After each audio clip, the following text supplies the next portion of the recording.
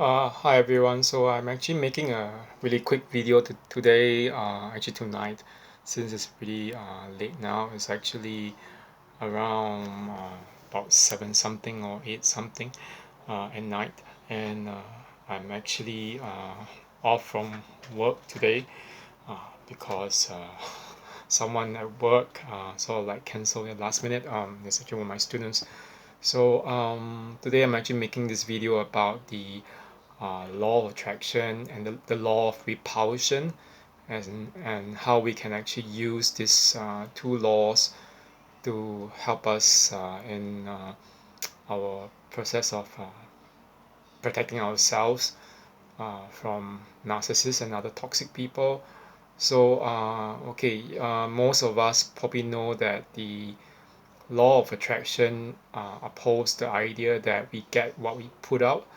That basically, if we are positive, that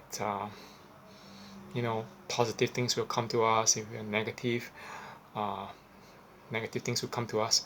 And I don't always believe in that. I think that a lot of it is really um, quite unfounded in the case of narcissistic abuse, in that it assumes that the victims are those who actually uh, fell prey to the narcissist, actually uh, invited it upon themselves by actually sending out negative vibes.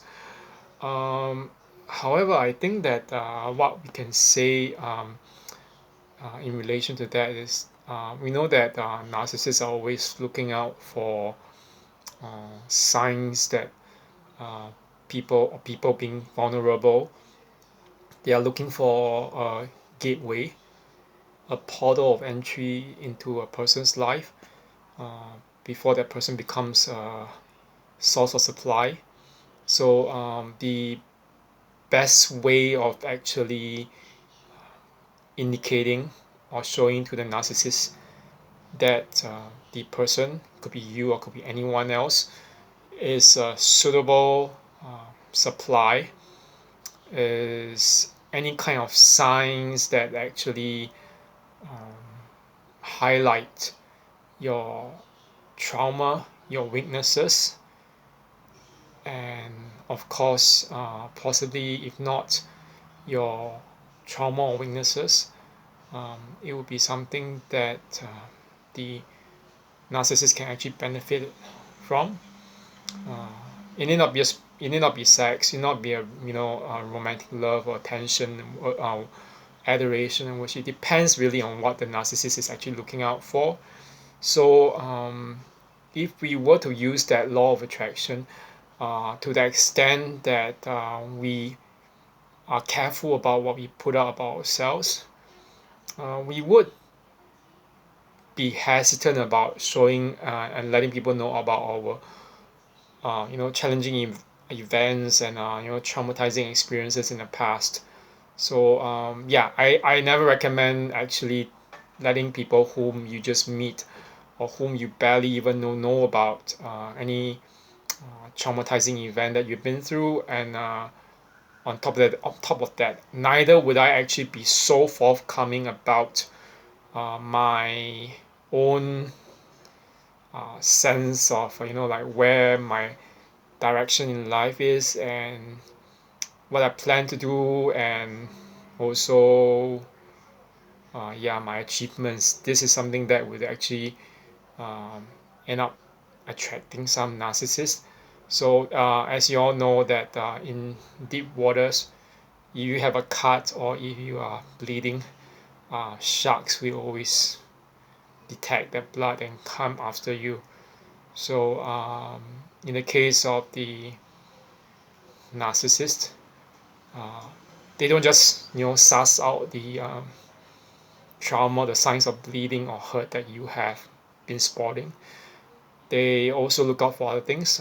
Could be money, could be um, fame, reputation, good reputation, um, different signs of achievements too that they can draw upon to to boost their own standing in life and their own possibly supply that they already have.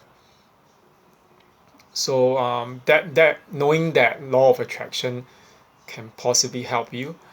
And of course, the flip side of the law of attraction is the law of repulsion, meaning that you actually have things in you which can actually repel the people who do not resonate with you. So I know that people think that narcissists are very indiscriminating, that they actually just go after everyone. But I don't really think it's that true. They do not just go after people who are weak. They do actually select people who have very weak boundaries too. You can't just say, oh, because the narcissist actually selected me and other people, that they're therefore just like greedy people. But no, they're not just greedy. They first come to you, and during the first few moments when they get to know you, they will ascertain whether you are actually suitable supply. So if you are a person with very strong boundaries, and your no is a real no, no matter what, and you do not take nonsense, this narcissist won't have a hold on you. I mean, it doesn't mean that they won't try. Some will try, but eventually they will get sick and tired, and they'll just leave.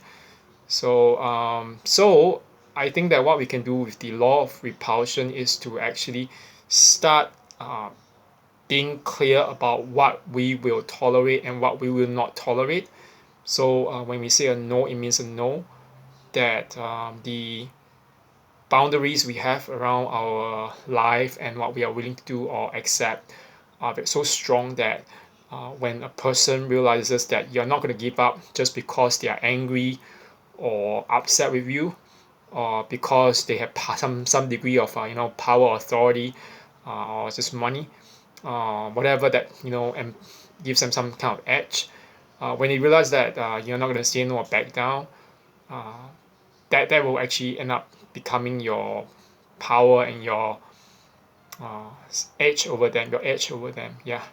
So okay, let me just give you a very short story leading into why I say I was talking about the law of attraction and the law of repulsion, and why I think that especially the law of repulsion it was very is very very suitable for us empathetic and normal people, normal as in neurotypical people, in helping us to defend ourselves against the manipulations of narcissists.